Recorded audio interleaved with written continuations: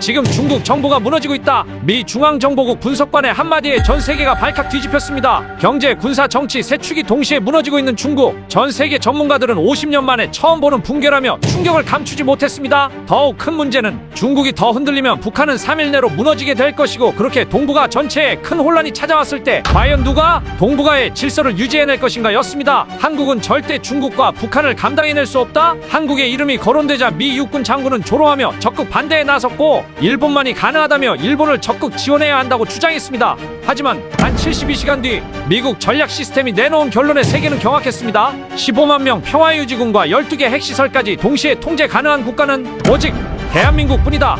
도대체 무슨 일이 벌어진 걸까요? 전 세계를 경악하게 한 대한민국의 군사 시스템, 지금 시작합니다. 코드 레드. 중국 금융 서버 무응답 구간이 12시간을 넘었습니다. 새벽 3시 47분. 중앙정보국 경보음이 울리는 순간 저는 커피잔을 내려놓았습니다. 버지니아 랭리 본부 7층 위기대응실. 평소라면 조용해야 할 시간이었죠. 저는 데이비드 한슨입니다. 중앙정보국에서 15년간 동아시아 위기대응을 담당해왔어요. 중국 경제가 요동칠 때마다, 북한이 미사일을 쏠 때마다 저는 이 자리에 있었습니다. 그런데 그날 새벽 스크린에 뜬 데이터를 보자마자 저는 뭔가 다르다는 걸 알았어요. 이건 평소와는 차원이 달랐습니다. 한슨, 한국 정보망에서 온 게 먼저야. 에이미 처칠이 재무부 단말기를 가리켰습니다. 그녀는 새벽에도 정장 차림이었어요. 금융위기는 시간을 가리지 않으니까요. 화면에는 서울발 긴급 전문이 깜빡이고 있었습니다.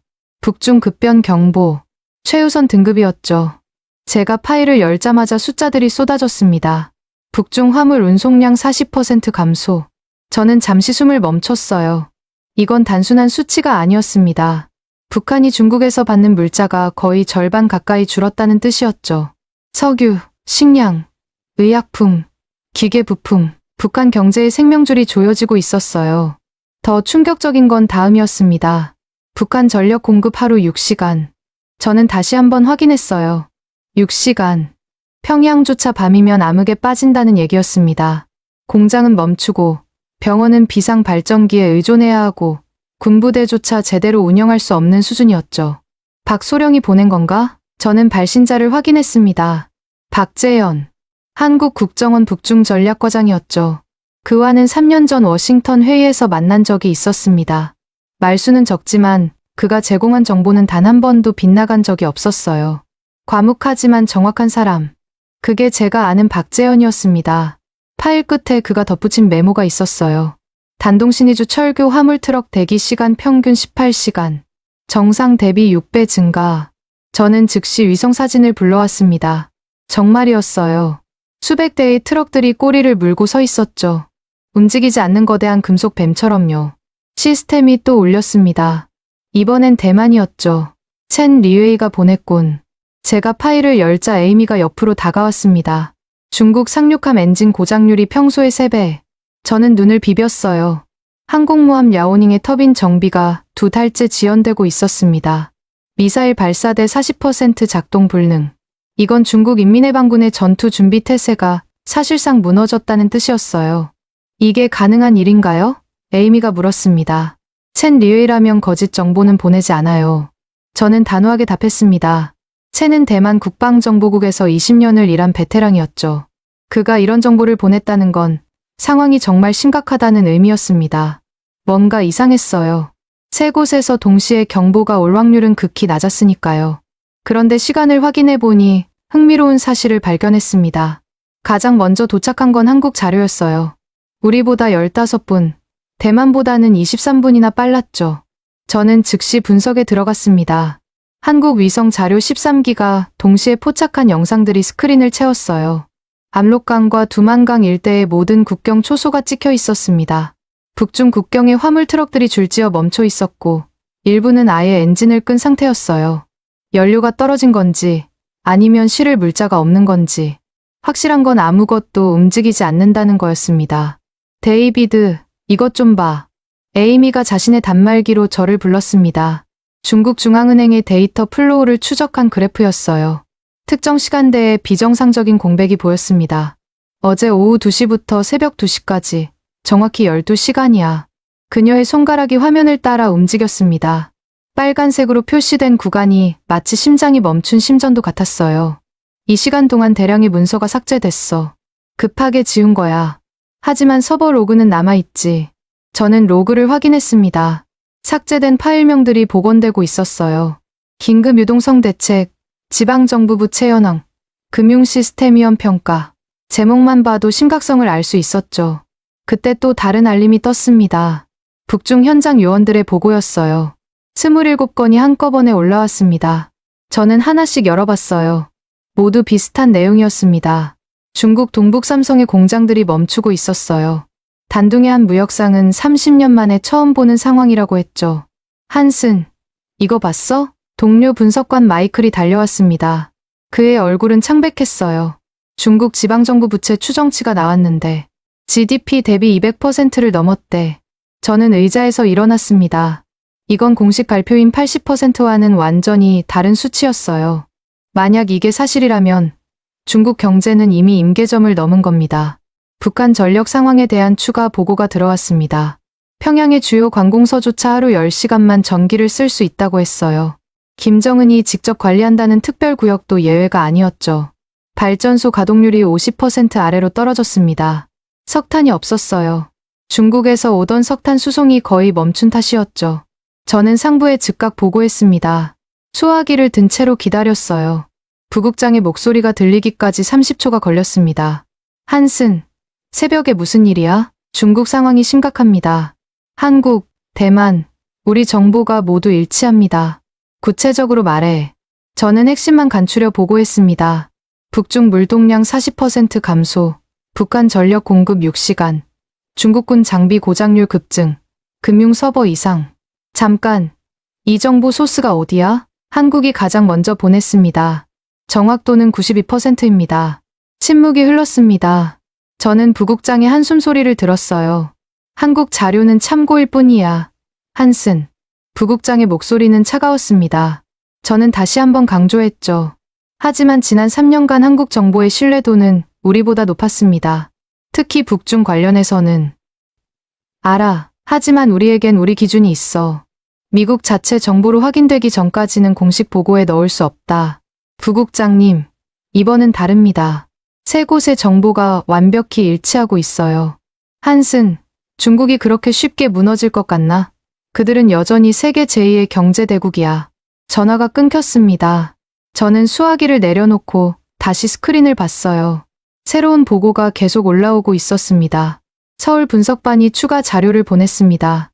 북한 군부대의 동계 훈련이 전면 중단됐다고 했어요. 표면적 이유는 혹한기 대비였지만 실제로는 연료 부족이었죠. 탱크와 장갑차가 차고에서 나오지 못하고 있었습니다. 항공기 출격 횟수도 평소의 20% 수준으로 떨어졌어요. 식량 배급도 절반으로 줄었대요. 마이클이 또 다른 보고서를 가져왔습니다. 북한 주민들의 하루 배급량이 300g에서 150g으로 줄었다는 내용이었어요. 그때 전화가 울렸습니다. 발신자를 보니 재무부였어요. 데이비드, 나 에이미야. 방금 확인했는데 중국 중앙은행 서버가 특정 시간대에 완전히 멈췄어. 12시간이나. 그게 가능해? 정상적인 상황에선 불가능하지. 시스템 전체를 셧다운했다가 재부팅한 거야. 뭔가 감추려고 한 거지. 저는 깨달았습니다. 이건 단순한 경기 침체가 아니었어요. 중국 정부가 무언가를 필사적으로 숨기려 하고 있었죠. 그리고 그 여파가 북한을 직격하고 있었습니다. 에이미가 계속 말했어요. 유동성 지표도 확인해봤는데 15년 만에 최저치야. 은행들이 서로 돈을 빌려주지 않고 있어. 뭔가 훨씬 큰 일이 벌어지고 있었습니다. 그리고 한국은 우리보다 먼저 그걸 알아챈 거예요. 새벽 공기가 차가웠지만 저는 등에 땀이 흐르는 걸 느꼈습니다. 중국이 흔들리면 북한은 버틸 수 없어요. 92%를 중국에 의존하는 북한 경제가 어떻게 살아남겠습니까? 그리고 북한이 무너지면 저는 다시 한국 자료를 펼쳤습니다. 박재현 소령이 마지막에 쓴 문장이 눈에 들어왔어요. 72시간 내 급변 가능성 높음. 72시간. 3일이었습니다. 그 안에 뭔가 결정적인 일이 벌어질 거라는 뜻이었죠. 저는 커피를 한 모금 마시고 자리에 앉았습니다. 식어버린 커피가 쓰게 느껴졌어요. 긴 새벽이 될 것 같았습니다. 중앙정보국 서버가 계속 1단계 경보를 유지하고 있었습니다. 붉은 불빛이 천천히 명멸하고 있었어요. 크린에는 새로운 데이터가 계속 올라오고 있었죠. 한국의 추가 분석, 대만의 군사 정보, 현장 요원들의 보고. 하지만 가장 중요한 건 이미 도착해 있었습니다. 한국이 보낸 첫 경보, 그게 모든 것의 시작이었어요. 저는 그때만 해도 몰랐습니다. 이 사건이 미국의 동부가 전략을 완전히 바꿔놓을 거라는 걸. 그리고 우리가 한국을 너무 과소평가하고 있었다는 걸 깨닫게 될 거라는 것도요. 창밖으로 워싱턴의 불빛들이 보였습니다. 곧 해가 뜰 시간이었지만 진짜 폭풍은 이제 시작이었죠. 아침 8시 중앙정보국 7층 대회의실이 긴장감으로 가득 찼습니다. 저는 브리핑 자료를 다시 한번 확인했어요. 새벽부터 정리한 데이터들이 빼곡히 들어있었죠. 이제 설득할 차례였습니다. 한슨, 준비됐나? 중앙정보국 부국장 로버트 케인이 들어왔습니다. 60대 중반의 그는 소련 붕괴를 현장에서 목격한 베테랑이었어요. 그의 뒤로 하워드 장군과 국방부 관계자들이 따라 들어왔죠. 저는 숨을 깊게 들이쉬었습니다. 중국의 이상 신호가 단순한 경기 조정이 아닙니다. 제가 첫 슬라이드를 띄우자 회의실이 조용해졌습니다. 북중 물동량 그래프가 급격히 떨어지는 모습이 화면을 채웠어요. 어제 새벽부터 지금까지 중국 금융 서버의 무응답 구간이 총 18시간을 넘었습니다. 이건 2008년 금융위기 때도 없었던 일이에요. 부국장이 손을 들어 저를 멈췄습니다. 한슨, 그 정보의 출처가 뭔가? 한국 국정원, 대만 국방정보국, 그리고 우리 재무부 분석이 일치합니다. 부국장의 표정이 굳어졌어요. 그는 천천히 말했습니다. 한국 자료는 참고는 되지만 기준은 아니다. 우리는 미국의 독자적 판단이 필요해. 저는 반박하려 했지만 하워드 장군이 먼저 입을 열었습니다. 한슨, 자네는 중국을 과소평가하고 있어. 그들의 군사력은 여전히 강력해. 작년에도 신형 구축함 6척을 진수시켰잖아. 하지만 장군님, 그 구축함들이 지금 제대로 작동하지 않고 있습니다. 제가 다음 자료를 띄웠습니다. 대만이 포착한 중국 해군 기지 사진이었어요.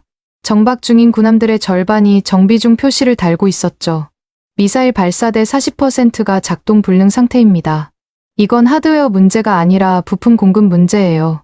중국 군수 공장들이 멈춰가고 있습니다. 하워드 장군이 코웃음을 쳤습니다. 그게 한국의 분석인가? 한국이 중국 군사력을 정확히 파악할 능력이 있다고 생각하나? 그 순간 저는 분위기가 완전히 내게 불리하게 돌아가고 있음을 느꼈어요. 회의실의 시선들이 회의적으로 변하고 있었습니다. 저는 다시 설명을 시도했죠. 이건 단순히 군사력 문제가 아닙니다. 중국 경제 전체가 연쇄적으로 무너지고 있어요. 지방정부 부채가 추정치일 뿐이잖아. 국방부의 윌리엄스 대령이 끼어들었습니다. 저는 답답함을 느꼈어요. 하지만 포기할 수 없었죠. 그때 회의실 문이 열렸습니다. 에이미 처칠이 노트북을 들고 들어왔어요. 그녀의 얼굴은 창백했습니다. 죄송합니다. 긴급 상황이라 부국장이 짜증스럽게 물었습니다. 뭔가, 처칠? 중국 유동성 지표가 방금 업데이트됐습니다. 15년 만에 최저 수준입니다. 회의실이 술렁거렸습니다. 에이미가 노트북을 연결하자 실시간 그래프가 화면에 떴어요. 빨간색 선이 바닥을 향해 곤두박질 치고 있었죠. 은행 간 대출이 사실상 멈췄습니다. 서로를 신뢰하지 못하고 있어요. 저는 이 기회를 놓치지 않았습니다. 이게 바로 제가 말하려던 겁니다. 금융 시스템이 먼저 무너지고 그 다음이 실물 경제예요. 석탄 운송량을 보세요. 제가 다음 슬라이드를 넘기자 충격적인 수치가 나타났습니다. 중국 내륙의 석탄 운송이 60%나 감소했어요. 석탄이 없으면 전기가 없고 전기가 없으면 공장이 멈춥니다. 북한은 이미 그 영향을 받고 있어요. 공장 가동률이 30%까지 떨어졌습니다. 부국장이 자료를 자세히 들여다봤습니다. 그의 표정이 처음으로 진지해졌어요. 이 데이터의 신뢰도는 한국과 대만 정보가 오차 범위 3% 이내로 일치합니다. 저는 계속 설명했습니다. 북한의 상황은 더 심각했어요. 평양 신의주 간철도가 이틀째 운행을 중단했고 군부대 차량의 70%가 연료 부족으로 차고에 방치되어 있었죠. 잠깐, 북한 군대가 움직이지 못한다고? 하워드 장군의 목소리에 처음으로 우려가 섞였습니다. 저는 고개를 끄덕였어요. 동계 훈련이 전면 취소됐습니다. 표면적으로는 혹한 대비지만 실제로는 연료가 없어서예요. 그때 마이클이 급히 들어왔습니다. 그의 손에는 방금 도착한 보고서가 들려 있었어요. 데이비드, 대만에서 추가 정보가 왔어. 중국 정치국 회의가 사흘 연속 취소됐대. 이건 정말 이례적인 일이었습니다. 중국 공산당 정치국 회의가 연속으로 취소된 건 천안문 사태 이후 처음이었죠. 부국장이 손가락으로 테이블을 두드렸습니다. 그가 하는 행동인데 깊이 생각할 때 나오는 습관이었어요. 한슨, 다른 가능성은 없나? 중국이 의도적으로 정보를 차단하는 것일 수도. 그렇다면 더 위험한 거죠. 저는 즉각 대답했습니다. 정보를 차단한다는 건 숨길 게 있다는 뜻이니까요. 그리고 이 정도 규모로 숨긴다는 건. 에이미가 끼어들었습니다. 방금 확인했는데 상하이 증시에서 대규모 공매도 포지션이 잡히고 있어요. 누군가는 이미 알고 있다는 거죠. 회의실 분위기가 바뀌기 시작했습니다. 회의적이던 표정들이 우려로 변하고 있었어요. 하지만 하워드 장군은 여전히 고집을 부렸습니다. 그래도 중국이 그렇게 쉽게 무너지겠나. 그들은 외환보유고만 3조 달러가 넘어. 장군님, 외환보유고는 유동성 위기 앞에서는 무용지물입니다. 에이미가 차분하게 설명했어요. 2008년 금융위기 때를 기억하세요. 리먼 브라더스도 자산은 충분했지만 하루아침에 무너졌죠. 저는 마지막 자료를 꺼냈습니다. 북중 국경의 실시간 위성 영상이었어요. 지금 이 순간에도 북한 난민들이 국경으로 몰려가고 있습니다. 아직 소규모지만 이게 시작이에요. 중국이 흔들리면 북한은 버틸 수 없습니다. 부국장이 일어났습니다. 회의가 끝날 시간이었어요. 한슨, 계속 모니터링해.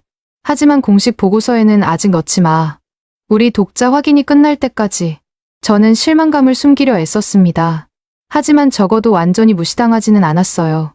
회의실을 나오면서 에이미가 조용히 말했습니다. 그들도 알고 있어. 단지 인정하고 싶지 않을 뿐이야. 저는 고개를 끄덕였습니다. 하지만 시간이 없었어요.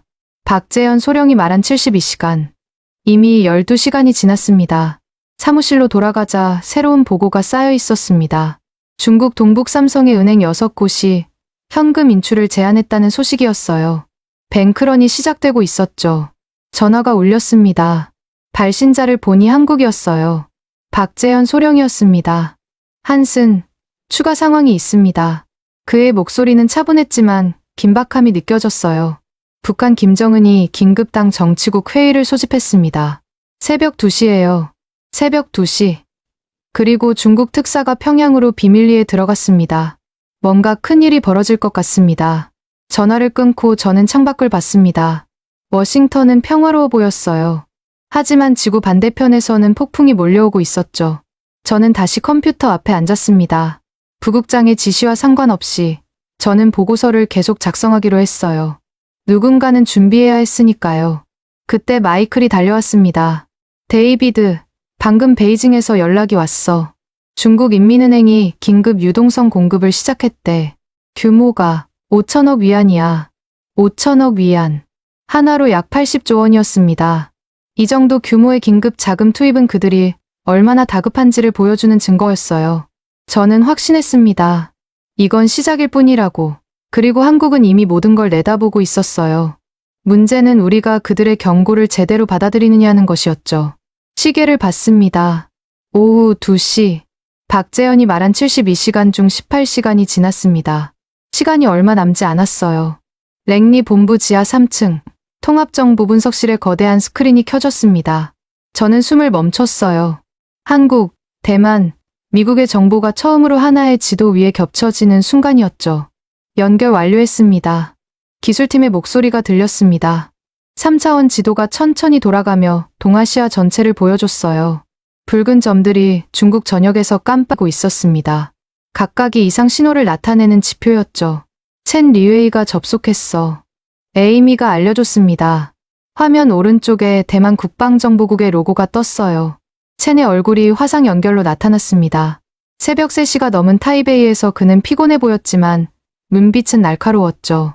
미스터 한슨, 방금 추가 자료를 보냈습니다. 첸이 말하자마자 새로운 데이터가 화면을 채웠습니다.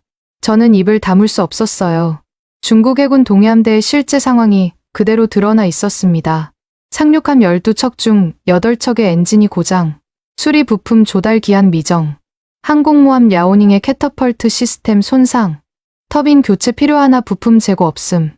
저는 자료를 확대했습니다. 미사일 발사대 40% 작동 불능. 이건 단순한 정비 문제가 아니었어요. 이게 언제부터였나요? 2달 전부터 시작됐습니다. 처음엔 일상적인 정비로 보였죠. 하지만 지난 2주 사이에 급격히 악화됐어요. 그가 추가 영상을 보냈습니다. 대만의 광학 위성이 포착한 고해상도 사진이었어요. 칭다오 군항에 정박 중인 구축함들. 절반 이상이 붉은색 정비 중 깃발을 달고 있었죠. 군수 공장 가동률도 확인했습니다. 선양 미사일 공장 30%, 다롄 조선소 20%. 첸의 목소리가 점점 낮아졌습니다. 중국 군수산업의 심장부가 멈춰가고 있었어요. 그때 한국 국정원의 2번째 보고가 도착했습니다. 박재현 소령의 팀이 보낸 거였죠. 저는 즉시 파일을 열었습니다. 북한 식량 비축량 열흘분. 에이미가 숫자를 읽으며 놀랐습니다. 저도 믿기 힘들었어요. 북한 전체의 식량이 열흘분밖에 남지 않았다니. 연료는 더 심각해요. 3일입니다. 제가 다음 페이지를 넘기자 상세한 분석이 나왔습니다. 북한의 전략 비축유 탱크 위치가 지도에 표시되어 있었어요. 36곳 중 30곳이 바닥을 드러내고 있었죠. 어떻게 이렇게 정확한 정보를. 첸이 감탄했습니다. 저도 놀랐어요. 한국이 북한 내부를 이 정도로 파악하고 있다니. 에이미가 자신의 화면을 공유했습니다. 잠깐, 이것 좀 보세요. 중국 중앙은행 서버에서 삭제된 파일들. 보건팀이 일부 파일명을 되살렸어요. 화면에 파일 목록이 떴습니다. 긴급 구제금융 실행안, 지방은행 파산 대응, 자본 통제 시나리오. 제목만 봐도 그들이 얼마나 절박한지 알 수 있었어요. 삭제 시점이 모두 같아요. 이틀 전 새벽 2시 13분. 에이미가 타임스탬프를 가리켰습니다. 정확히 같은 시각. 누군가 의도적으로 지시한 거였죠. 저는 세 곳의 정보를 하나로 합쳤습니다. 통합 분석 프로그램이 작동하기 시작했어요. 알고리즘이 패턴을 찾아내고 있었습니다. 패턴 일치율 93%. 기술팀이 보고했습니다. 한국, 대만, 미국의 정보가 거의 완벽하게 일치했어요. 이건 우연일 수 없었습니다. 3차원 지도가 시간대별로 변화를 보여주기 시작했습니다. 중국 동북부에서 시작된 붉은 물결이 남쪽으로 퍼져가는 모습이었어요. 금융위기가 실물 경제로, 실물 경제가 군수 산업으로, 그리고 그 여파가 북한으로. 이게 진짜라면. 첸이 말을 멈췄습니다. 우리 모두 같은 생각을 하고 있었어요. 동북아시아의 질서가 완전히 바뀔 수도 있다는 것을. 그때 새로운 알림이 떴습니다. 북중 국경의 실시간 정보였어요. HUMINT 요원이 보낸 현장 사진이 화면에 나타났습니다. 단둥 시장의 모습이었습니다. 평소 북한 상인들로 붐비던 곳인데 텅 비어 있었어요. 가게들은 문을 닫았고 환전소에는 위안화만 취급이라는 팻말이 걸려 있었죠. 북한 원화를 아무도 받지 않는다는 거네요. 에이미가 설명했습니다. 화폐 가치가 사실상 제로가 된 거였어요. 다음 사진은 더 충격적이었습니다. 북한 쪽 세관 직원들이 자리를 비운 모습. 국경 검문소가 방치되어 있었어요. 통제력을 잃어가고 있어요. 제가 말했습니다. 국가 시스템이 작동을 멈추기 시작한 거죠. 박재현 소령의 추가 메시지가 도착했습니다. 함흥 제2군단 병력 이동 포착. 평양 방향이 아닌 중국 국경 방향. 목적 불명. 군대가 수도를 등지고 국경으로 향한다. 이건 매우 불길한 신호였어요. 탈영을 막기 위한 것인지 아니면 난민을 막기 위한 것인지. 데이비드, 이것 좀 봐요. 마이클이 달려왔습니다. 그의 태블릿에는 중국 소셜미디어 검열 데이터가 떠 있었어요. 지난 48시간 동안 삭제된 게시물이 평소의 10배예요. 주로 은행, 부채, 도산 관련 키워드들이죠. 중국 정부가 필사적으로 정보를 통제하려 하고 있었습니다. 하지만 디지털 시대에 모든 걸 막을 수는 없죠. 첸이 손을 들었습니다. 방금 추가 정보입니다. 중국 로켓군 기지 4곳에서 비상 소집이 있었어요. 하지만 병력의 30%만 응했답니다. 나머지는 행방불명입니다. 탈영으로 추정됩니다. 회의실이 조용해졌습니다. 중국군에서 대규모 탈영이라니. 이건 체제 자체가 흔들린다는 신호였어요. 에이미가 금융 데이터를 업데이트했습니다. 홍콩 증시 선물 거래에서 엄청난 공매도가 잡히고 있어요. 누군가는 폭락을 예상하고 있다는 거죠. 저는 모든 데이터를 종합해 하나의 타임라인을 만들었습니다. 이틀 전 중국 금융 서버 셧다운, 하루 전 북한 연료 고갈, 그리고 지금 군부대 탈영.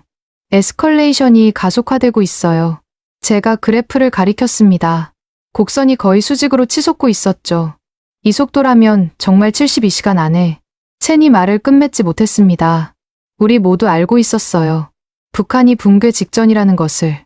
그때 백악관으로부터 연락이 왔습니다. 국가안보회의에서 예비 브리핑을 요청한다는 내용이었어요. 드디어 관심을 갖기 시작했군요. 에이미가 안도의 한숨을 쉬었습니다. 저도 마찬가지였어요. 이제 미국 정부도 사태의 심각성을 인지하기 시작한 거죠. 저는 통합 분석 지도를 다시 한번 살펴봤습니다. 한국의 조기 경보가 얼마나 정확했는지 새삼 놀랍습니다. 그들은 우리보다 훨씬 먼저 이 모든 걸 예측했어요. 첸이 화상 회의를 끝내기 전에 말했습니다. 한슨, 우리 정보부의 평가는 이렇습니다. 중국은 이미 임계점을 넘었어요. 되돌릴 수 없습니다. 화면이 꺼졌습니다. 저는 에이미와 눈이 마주쳤어요. 우리도 같은 결론에 도달하고 있었죠. 마이클이 추가 보고를 가져왔습니다. 북중 국경 주민들 사이에서 이상한 소문이 돌고 있대요. 곧 전쟁이 날 거라고. 전쟁? 북한이 폭발하기 전에 중국이 먼저 개입할 거라는 얘기예요. 이건 새로운 변수였습니다.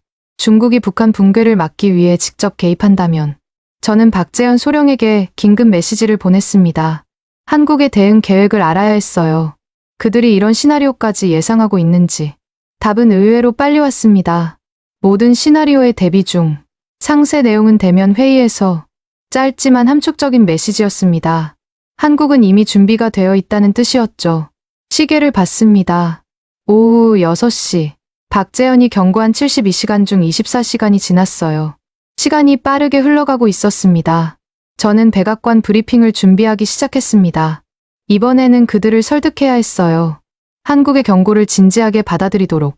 그때 에이미가 놀란 목소리로 외쳤습니다. 데이비드, 베이징 공항이 국제선 운항을 중단했대요. 또 하나의 도미노가 쓰러지고 있었습니다. 포렌식 팀의 보고를 받은 순간 저는 의자에서 벌떡 일어났습니다. 삭제된 중국 문건들이 실제 발신 기록과 완벽히 일치한다는 내용이었어요. 이건 누군가 조작한 가짜 정보가 아니라 진짜 중국 정부 문서였다는 뜻이었죠. 타임스탬프가 모두 동일합니다. 2월 16일 오전 2시 13분. 포렌식 전문가 제임스 김이 모니터를 가리켰습니다. 삭제 명령이 베이징 시간으로 정확히 같은 순간에 실행됐어요. 중앙의 지시 없이는 불가능한 일이었죠. 저는 복원된 파일들을 하나씩 열어봤습니다. 긴급금융안정화 방안. 첫 페이지만 봐도 얼마나 심각한지 알 수 있었어요. 지방은행 53곳을 고위험군으로 분류하고 있었죠. 그중 19곳은 즉각 개입 필요라고 적혀 있었습니다. 에이미가 다른 문서를 분석하고 있었습니다. 이것 보세요. 인민해방군 군수 조달 현황. 부품 공급 차질로 주요 장비 정비가 2달 이상 지연되고 있대요. 그녀가 스크롤을 내리자 충격적인 수치들이 나타났습니다. 전투기 가동률 58%, 전차 정비 완료율 42%, 해군 함정 출항 준비율 37%. 이 정도면 사실상 전투 능력을 상실한 거 아닌가요? 제임스가 놀란 표정으로 물었습니다. 저는 고개를 끄덕였어요. 중국군의 실제 전력이 이 정도로 떨어져 있다니. 그때 첸 리웨이로부터 긴급 연락이 왔습니다. 화상 통화를 연결하자 그의 심각한 얼굴이 화면에 나타났어요. 한슨, 방금 확인한 정보입니다. 중국 군수 공장 생산량이 60% 감소했어요. 60%? 저는 되물었습니다. 이건 거의 붕괴 수준이었어요. 선양 탄약 공장, 다롄 미사일 생산 시설, 청두 전자부품 공장. 모두 비슷한 수준입니다. 원자재가 없어요. 자금도 끊겼고요. 첸이 보낸 자료를 확인하자 더 놀라운 사실이 드러났습니다. 중국이 자랑하던 첨단 무기 생산 라인이 대부분 멈춰 있었어요. 박재현 소령의 보고도 도착했습니다. 북한의 대중국 의존도 분석이었죠. 92%. 에이미가 숨을 들이켰습니다. 북한 경제의 92%가 중국에 의존하고 있었어요. 석유는 100%, 식량은 80%, 생필품은 95%. 이건 의존이 아니라 완전한 종속이네요. 제가 말했습니다. 중국이 기침하면 북한은 폐렴에 걸리는 수준이었죠. 박재현 소령의 추가 메시지가 왔습니다. 북한 내부 동향. 김정은이 군부 지휘관들을 연속 소집 중. 주제는 비상시국 대응. 구체적 내용은 아직 파악 못함. 불안한 신호였습니다. 북한 지도부도 상황의 심각성을 인지하고 있다는 뜻이었으니까요. 그때 중앙정보국 부국장실에서 호출이 왔습니다. 저는 즉시 올라갔어요. 부국장 케인이 심각한 표정으로 기다리고 있었습니다. 한슨, 백악관에서 추가 정보를 요구하고 있네. 중국 상황이 정말 이렇게 심각한가? 네, 부국장님. 포렌식 팀이 중국 정부 문서를 인증했습니다. 모두 진짜예요. 저는 준비해간 태블릿을 건넸습니다. 부국장이 자료를 넘기며 표정이 점점 굳어졌어요. 군수 생산 60% 감소. 이게 확실한가? 대만과 우리 정보가 일치합니다. 오차 범위 3% 이내예요. 부국장이 창밖을 바라봤습니다. 그가 이렇게 고민하는 모습은 처음 봤어요. 만약 이게 사실이라면 중국은 더 이상 위협이 아니라 위험 요소가 되는 건가? 그렇습니다. 통제된 위협보다 통제불능의 붕괴가 더 위험할 수 있어요. 제가 대답하자 부국장이 돌아봤습니다. 북한은 72시간이 한계일 것 같습니다. 한국 정보부의 판단이에요. 부국장이 전화기를 들었습니다. 국가안보회의에 보고하겠네. 위험 등급을 올려야겠어. 저는 다시 분석실로 내려왔습니다.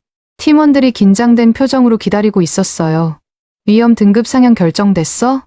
에이미가 물었습니다. 저는 고개를 끄덕였죠. 바로 그때 대만에서 또 다른 정보가 도착했습니다. 중국 정치국 상무위원 회의록의 일부가 유출된 것이었어요. 이건 어떻게 구한 거지? 마이클이 놀라며 물었습니다. 중국 최고 권력층의 회의록이 유출되다니. 내용은 충격적이었습니다. 상무위원들 사이에서 격렬한 논쟁이 벌어지고 있었어요. 강경파는 자본 통제와 계엄령을 주장했고, 온건파는 국제사회의 지원을 요청해야 한다고 맞서고 있었죠. 분열되고 있어요. 첸 리웨이가 화상으로 설명했습니다. 지도부가 하나의 목소리를 내지 못하고 있습니다. 이건 매우 위험한 신호예요. 저는 동의했습니다. 독재 체제에서 지도부 분열은 곧 붕괴의 전조였으니까요. 한국의 HUMINT 팀에서 긴급 보고가 왔습니다. 북중 국경 현장 요원이 보낸 것이었어요. 중국 쪽 국경 수비대 병력 절반이 이탈했습니다. 봉급이 석 달째 지급되지 않았다고 합니다. 이건 정말 심각한 상황이었습니다. 국경 통제가 무너지면 대규모 난민 사태가 벌어질 수 있었어요. 북한 쪽은 어때요? 제가 물었습니다. 답은 더 충격적이었어요. 북한 국경경비대가 중국 상인들에게 매물을 요구하고 있습니다. 위안 하나 달러만 받는데요. 자기들 돈은 안 받는다는 거죠. 북한 군인들조차 자국 화폐를 신뢰하지 않는다. 이건 체제 붕괴의 명백한 신호였습니다. 에이미가 새로운 금융 데이터를 띄웠습니다. 상하이 은행 간 콜금리가 스파이크를 찍었어요. 연 30%를 넘었다가 다시 거래가 중단됐습니다. 30%? 평소 3% 수준이던 금리가 10배나 뛰었다는 건 은행들이 서로를 전혀 믿지 못한다는 뜻이었어요. 그때 백악관 상황실에서 연락이 왔습니다. 국가안보회의 실무진이 추가 브리핑을 요청한다는 내용이었죠. 드디어 심각하게 받아들이기 시작했군요. 마이클이 안도의 한숨을 쉬었습니다. 저는 브리핑 자료를 정리하기 시작했습니다. 중국 금융위기, 군수산업 붕괴, 북한의 연쇄 위기, 모든 게 하나로 연결되어 있었어요. 그때 첸 리웨이가 마지막 정보를 보냈습니다. 인민해방군 내부 문서입니다. 북한 급변 사태 대응 계획이에요. 저는 문서를 열어봤습니다. 중국군이 북한 붕괴 시 핵무기 확보를 최우선으로 한다는 내용이었어요. 필요하면 단독 행동도 불사한다고 적혀 있었죠. 이건 새로운 국면이에요. 에이미가 우려스럽게 말했습니다. 중국이 일방적으로 북한에 개입한다면 한반도 전체가 혼란에 빠질 수 있었어요. 박재현 소령에게 이 정보를 전달했습니다. 답은 의외로 침착했어요. 인지하고 있음. 대응 계획 존재함. 상세 내용은 곧 공유 예정. 한국은 이미 이런 시나리오까지 예상하고 있었던 것 같았습니다. 그들의 준비 수준이 궁금해졌어요. 포렌식 팀이 추가로 복원한 중국 문서가 도착했습니다. 금융 시스템 붕괴 시나리오라는 제목이었어요. 작성일은 한 달 전. 그들도 이미 최악의 상황을 예상하고 있었던 거죠. 문서에는 단계별 시나리오가 적혀 있었습니다. 1단계 지방은행 파산, 2단계 대형은행 위기, 3단계 중앙은행 개입, 4단계 자본 통제, 5단계 국제 지원 요청. 현재 몇 단계인 것 같아요? 제임스가 물었습니다. 3단계 말에서 4단계 초입. 에이미가 판단했습니다. 저도 동의했어요. 중앙은행이 막대한 유동성을 공급했지만 효과가 없었고 이제 자본 통제를 검토하는 단계였죠. 중앙정보국 위기대응센터가 가동되기 시작했습니다. 부국장의 지시로 동아시아 담당 인력이 2배로 증원됐어요. 이제 미국 정부도 사태의 심각성을 완전히 인정한 거였습니다. 저는 시계를 봤습니다. 밤 11시. 박재현 소령이 말한 72시간 중 31시간이 지났어요. 시간이 점점 촉박해지고 있었습니다. 그때 CNN 속보가 떴습니다. 홍콩 증시가 거래 개시 30분 만에 서킷 브레이커가 발동됐다는 소식이었어요. 하루 만에 10% 이상 폭락한 거였죠. 시작됐어요. 에이미가 조용히 말했습니다. 금융시장이 먼저 반응하기 시작한 거였어요. 저는 모든 데이터를 다시 한번 점검했습니다. 한국, 대만, 우리의 정보가 만들어낸 큰 그림이 이제 선명해졌어요. 중국의 체제 위기, 북한의 생존 위기, 그리고 다가오는 거대한 변화. 전화가 울렸습니다. 백악관이었어요. 한슨, 내일 아침 7시 국가안보회의. 대통령도 참석하신다. 드디어 최고 수준의 결정이 내려질 시간이 다가오고 있었습니다. 중앙정보국 지하 5층. 최고 기밀 회의실의 문이 열렸습니다. 저는 숨을 깊게 들이쉬었어요. 이곳은 국가 최고 기밀을 다루는 공간이었죠. 오늘 이곳에서 한국이 준비해온 모든 것이 공개될 예정이었습니다. 한슨, 준비됐나? 부국장 케인이 들어오며 물었습니다. 그의 뒤로 백악관 국가안보회의 실무진, 국방부 관계자들이 차례로 입장했어요. 평소와 달리 긴장감이 감돌고 있었죠. 마지막으로 들어온 사람을 보고 저는 놀랐습니다. 한국 국가안보회의 연락관 김준호였어요. 50대 초반의 그는 외교부에서 20년을 일한 베테랑이었죠. 안녕하세요. 한슨 분석관. 김준호가 악수를 청했습니다. 그의 손에는 두꺼운 서류 가방이 들려 있었어요. 오늘 보여드릴 내용은 한국이 15년간 준비해온 계획입니다. 처음으로 전체를 공개하는 거예요. 회의실 조명이 어두워지고 대형 스크린이 켜졌습니다. 급변사태 6단계 대응 계획이라는 제목이 떴어요. 김준호가 리모컨을 들었습니다. 첫 번째 단계, 조기경보 체계입니다. 스크린에 한반도 전체를 덮는 감시망이 나타났습니다. 저는 입을 다물 수 없었어요. 북중 국경 전체에 걸쳐 있는 감시 시스템의 규모가 상상 이상이었습니다. 위성 13기, 지상 감시소 47곳, 그리고 그가 잠시 멈췄습니다. 북한 내부 협력자 네트워크 320명. 회의실이 술렁거렸습니다. 북한 내부에 그 정도 규모의 정보망을 구축했다니. 24시간 실시간 모니터링이 가능합니다. 북한의 어떤 이상 징후도 6시간 안에 파악할 수 있어요. 부국장이 손을 들었습니다. 그 정보의 정확도는 지난 5년간 97%였습니다. 김준호가 통계 자료를 띄웠습니다. 한국이 예측한 북한 동향과 실제 벌어진 일들의 비교표였어요. 거의 완벽하게 일치했습니다. 두 번째 단계, 대규모 난민 수용 계획입니다. 다음 슬라이드가 나타났습니다. 한국 전역에 준비된 난민 수용 시설의 위치와 규모가 표시되어 있었어요. 300만 명을 즉시 수용할 수 있습니다. 에이미가 놀라서 물었습니다. 300만이요? 경기도 북부에 80만, 강원도에 70만, 충청도에 50만. 김준호가 지역별 수용 능력을 설명했습니다. 각 시설에는 이미 식량, 의료품, 생활용품이 비축되어 있었어요. 준비 기간이 얼마나 걸렸습니까? 국방부 윌리엄스 대령이 물었습니다. 10년입니다. 매년 업데이트하고 있어요. 세 번째 단계가 화면에 떴습니다. 저는 숨을 멈췄어요. 평화유지군 즉시 투입 계획입니다. 한국군 15만 명의 배치 계획이 상세히 나와 있었습니다. 북한 주요 도시별 투입 병력, 이동 경로, 소요 시간까지 모두 계산되어 있었어요. 평양까지 12시간, 함흥까지 8시간, 신의주까지 16시간. 김준호가 시뮬레이션을 실행했습니다. 화면에서 한국군 부대들이 신속하게 북한 전역으로 퍼져나가는 모습이 보였어요. 즉응률이 97%입니다. 97%? 하워드 장군이 믿을 수 없다는 표정으로 되물었습니다. 매년 2번씩 비밀 훈련을 실시했습니다. 실제 부대 이동까지 포함해서요. 이건 정말 놀라운 수준이었습니다. 미군도 이 정도 즉응률을 달성하기는 쉽지 않았으니까요. 네 번째 단계가 나타났습니다. 회의실에 긴장감이 돌았어요. 핵시설 안전 확보 계획입니다. 북한의 핵 관련 시설 12곳이 지도에 표시됐습니다. 영변, 풍계리, 그리고 우리가 모르던 곳들까지. 각 시설별로 전담 특수부대가 배정되어 있습니다. 핵물질 확보, 시설 봉쇄, 과학자 보호까지 모든 시나리오가 준비됐어요. 김준호가 영변 핵시설 확보 시뮬레이션을 보여줬습니다. 특수부대가 헬기로 침투, 40분 만에 시설 전체를 장악하는 과정이 그려져 있었어요. IAEA와도 협력 체계를 구축했습니다. 국제사찰단이 72시간 안에 현장에 도착할 수 있어요. 박재현 소령이 화상으로 연결됐습니다. 서울국가정보원 상황실이 화면에 나타났어요. 현재 북한 핵시설 근무자 명단도 확보하고 있습니다. 1300명 중 800명의 신원을 파악했어요. 이 정도 정보력이라니 저는 한국의 능력을 완전히 과소평가하고 있었던 거였습니다. 5번째 단계가 화면에 떴습니다. 장기 통합 계획입니다. 김준호의 목소리가 차분했지만 내용은 충격적이었어요. 10년간의 경제 통합 로드맵이 연도별로 정리되어 있었습니다. 첫 해 긴급 구호, 2년차 인프라 복구, 3년차부터 산업 재건. 예산 계획도 나왔습니다. 10년간 총 3조 달러, 한국 GDP의 거의 2배에 달하는 금액이었어요. 이 자금을 어떻게? 부국장이 물었습니다. 국내 준비금 1조, 국제사회 지원 1조, 그리고 김준호가 잠시 멈췄습니다.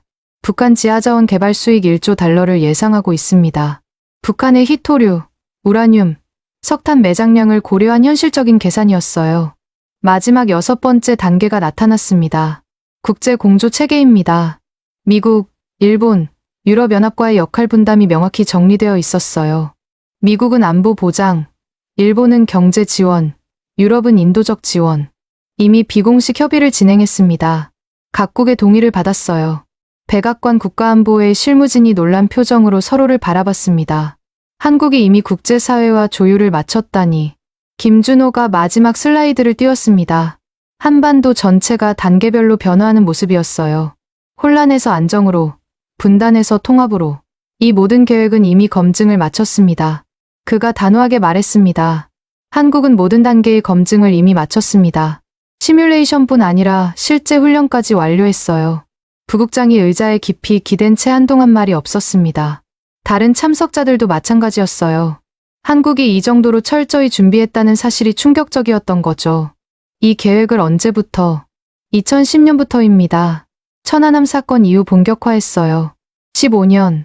한국은 15년 동안 조용히, 그러나 철저히 준비해왔던 겁니다. 박재현 소령이 추가 자료를 보냈습니다. 실시간 북한 상황이었어요. 현재 평양 시내 전력 공급이 4시간으로 줄었습니다. 엘리트 지역도 예외가 아니에요. 화면에 평양의 야간 위성 사진이 떴습니다. 한때 불야성을 자랑하던 중심가도 어둠에 잠겨 있었어요. 식량 배급소 앞에 줄이 300m씩 늘어서 있습니다. 하지만 배급할 식량이 없어요. 김준호가 덧붙였습니다. 우리 추산으로는 48시간 안에 첫 번째 대규모 이탈이 시작될 겁니다. 군부대 단위의 탈영 또는 주민들의 대량 탈북이요. 저는 시계를 확인했습니다. 박재현이 경고한 72시간 중 36시간이 지났어요. 정확히 절반이었죠. 하워드 장군이 처음으로 진지한 목소리로 물었습니다. 한국군이 정말 이 모든 걸 수행할 능력이 있습니까? 김준호가 동영상 하나를 재생했습니다. 작년 한국군의 비밀 훈련 영상이었어요. 을지 프리덤 가디언이라는 이름의 한미연합훈련 뒤에 숨겨진 진짜 훈련이었죠. 공수부대가 신속히 전개되고 기계화 부대가 진격하고 특수부대가 핵심 시설을 확보하는 모습이 실제로 펼쳐졌습니다. 이건 시뮬레이션이 아니라 실제 훈련 영상이었어요. 매년 이런 훈련을 다양한 시나리오로 반복했습니다. 부국장이 드디어 입을 열었습니다. 그의 목소리에는 존경이 섞여 있었어요. 한국의 준비 상태가 우리 예상을 완전히 뛰어넘는군요. 그는 공식 문서를 꺼내 서명했습니다. 저는 문서 제목을 보고 놀랐어요. 한국 주도 안정화 작전 지원 승인이었습니다. 한국 안정화 역량 우수. 부국장이 문서에 직접 써넣었습니다. 이건 미국이 한국의 능력을 공식적으로 인정한다는 의미였어요. 김준호가 일어났습니다. 감사합니다. 하지만 시간이 없어요. 중국이 먼저 움직일 수도 있습니다. 중국이요? 그들도 북한 핵을 노리고 있어요. 우리보다 먼저 움직이려 할 겁니다. 새로운 변수가 생긴 거였습니다. 한국, 미국, 중국이 모두 북한을 주시하고 있었어요. 누가 먼저 움직이느냐가 관건이었죠. 회의가 끝나고 저는 김준호와 따로 대화를 나눴습니다. 왜 이제야 이 계획을 공개하신 겁니까? 그가 미소 지었습니다. 때를 기다린 거예요. 미국이 우리를 진지하게 받아들일 때까지. 그때가 지금이라고? 중국이 흔들리고 북한이 무너지는 지금, 한국의 역할이 필수적이라는 걸 모두가 알게 됐으니까요. 그의 말이 맞았습니다. 이제 한국 없이는 다가올 혼란을 관리할 수 없었어요. 저는 다시 상황실로 돌아갔습니다.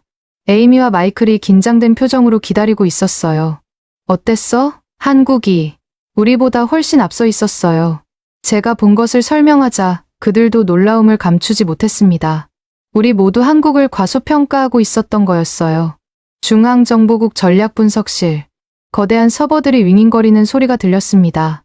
저는 긴장된 마음으로 모니터를 바라봤어요. 아탈루스 전략 예측 시스템이 부팅되고 있었죠. 이 시스템은 중앙정보국이 10년간 개발한 최첨단 시뮬레이션 프로그램이었습니다. 입력 데이터 확인 완료. 전략실장 마커스 톰슨이 최종 점검을 마쳤습니다. 60대 초반의 그는 냉전 시대부터 전략 분석을 해온 전문가였어요. 그의 예측이 틀린 적은 거의 없었죠. 중국 경제 지표, 북한 생존 데이터, 한국 대응 능력 모두 입력했습니다. 저는 지난 며칠간 수집한 모든 정보를 시스템에 넣었어요. 한국이 보낸 자료, 대만의 군사 정보, 우리의 금융 분석까지 총 테라바이트가 넘는 데이터였죠. 시뮬레이션 시작. 톰슨이 엔터키를 눌렀습니다. 화면에 복잡한 그래프들이 나타나기 시작했어요. 수천 개의 변수가 서로 영향을 주고받으며 미래를 그려내고 있었습니다. 첫 번째 결과가 나왔습니다.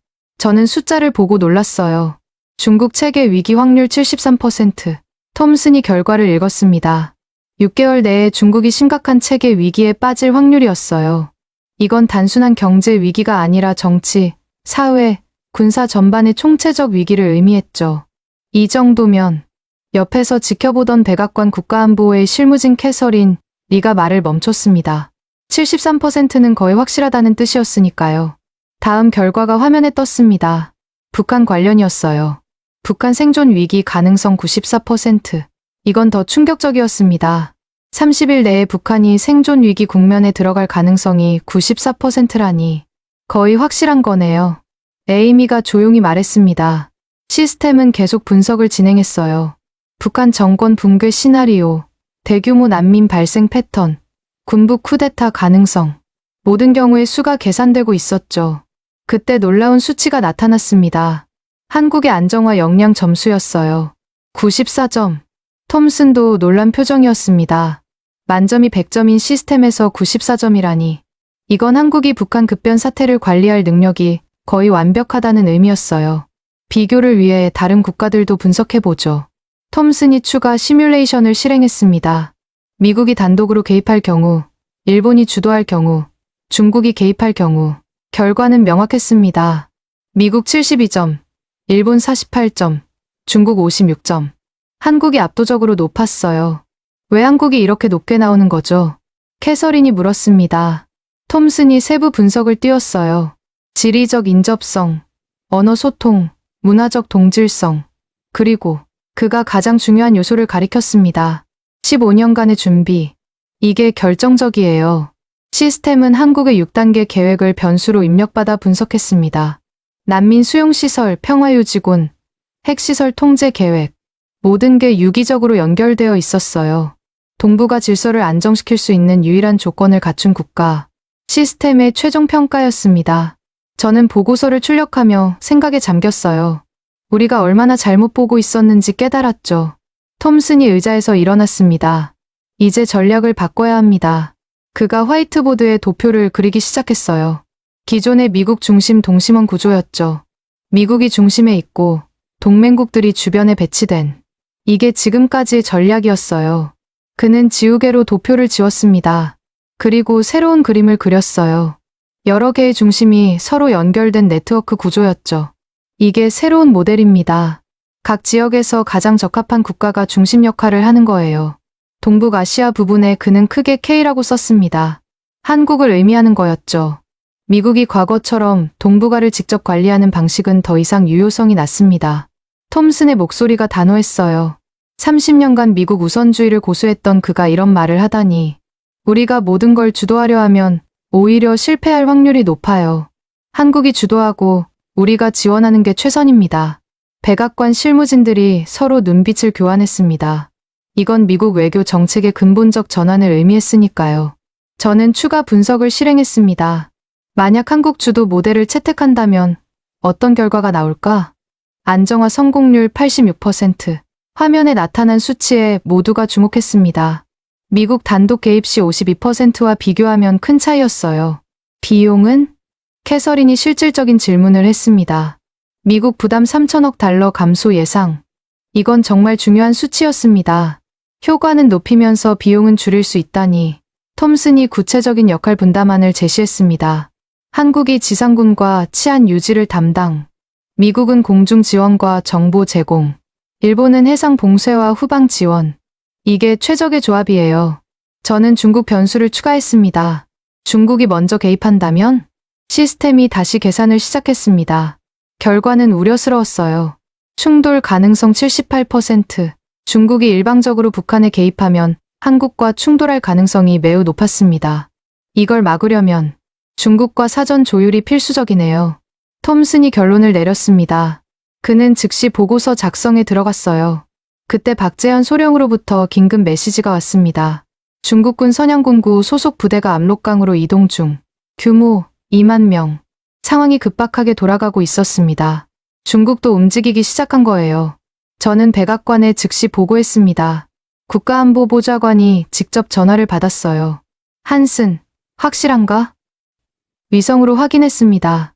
대통령께 보고하겠네. 전화가 끊어졌습니다.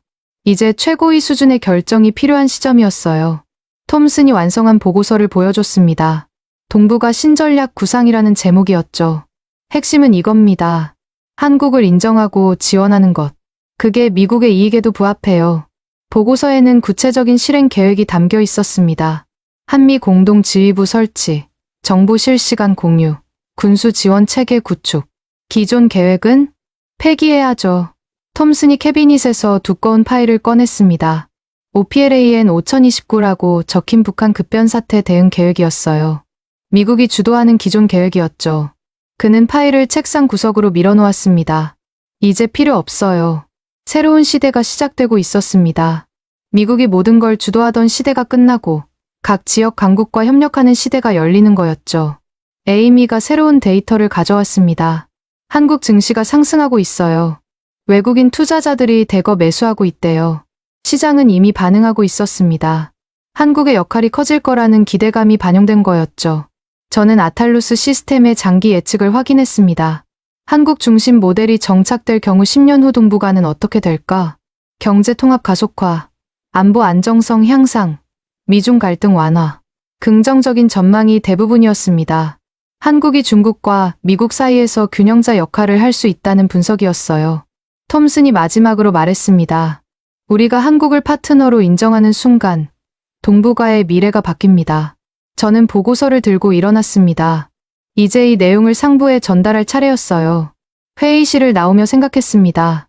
불과 며칠 전만 해도 한국 정보를 참고 자료라고 무시했던 우리가 이제는 한국을 동북아 질서의 중심축으로 인정하게 됐다니. 복도에서 김준호 연락관과 마주쳤습니다. 보고서 작성 끝났습니까? 이제 백악관에 올라갑니다. 그가 미소 지었어요. 드디어 시작이네요. 새로운 동맹의 시대가. 저도 고개를 끄덕였습니다. 하지만 아직 갈 길이 멀었어요. 중국이라는 변수가 있었고 북한의 붕괴는 임박했으니까요. 시계를 봤습니다. 박재현이 경고한 72시간 중 48시간이 지났어요. 이제 하루밖에 남지 않았습니다. 그때 상황실에서 경보음이 울렸습니다. 긴급 상황. 북한 김정은이 모든 군 지휘관을 평양으로 소집했습니다. 폭풍의 전조였습니다. 결정적인 순간이 다가오고 있었어요. 백악관 상황실. 오전 9시 정각. 저는 깊은 숨을 들이쉬었습니다.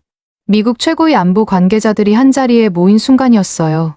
대통령은 화상으로 참석했고 국가안보회의 의장 제임스 매튜스가 직접 회의를 주재했죠. 시작하겠습니다. 매튜스 의장의 목소리가 울렸습니다. 70대 초반의 그는 베트남전부터 이라크전까지 모든 주요 작전에 참여한 전설적인 인물이었어요. 그의 판단이 곧 미국의 결정이 될 터였죠. 회의실 정면 스크린이 켜졌습니다.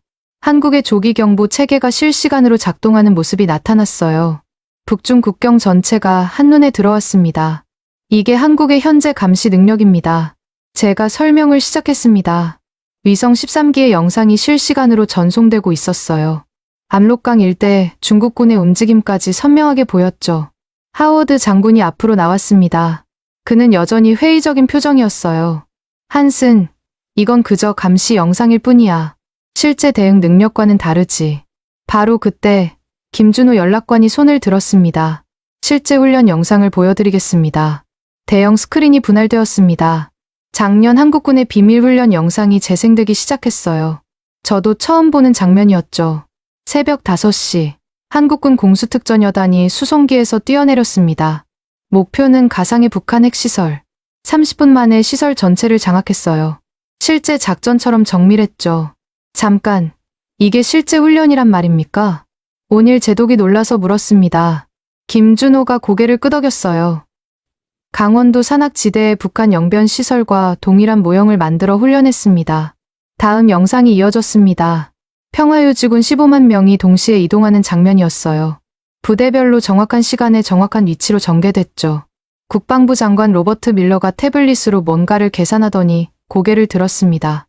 즉응률이 정말 97%가 나오는군요. 화면에 평화유지군의 장비 현황이 나타났습니다.